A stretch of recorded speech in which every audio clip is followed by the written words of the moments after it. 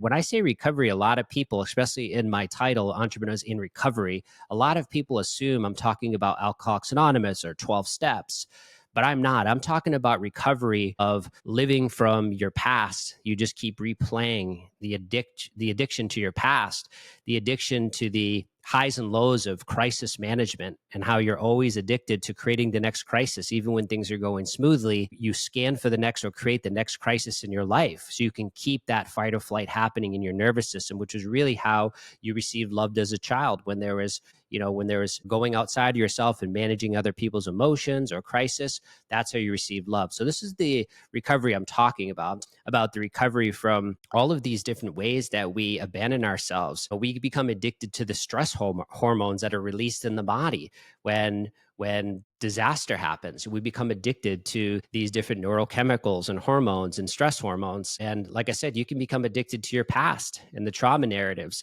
that happen. And it sounds really counterintuitive, but this is the addictions that are sort of the foundation.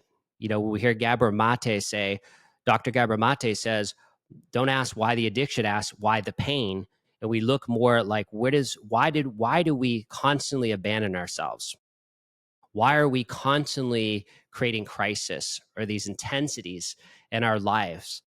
And so that's what I'm talking about. I'm talking about, of course, it could be recovery from substances, alcohol, foods, drugs, gambling, pornography, sex.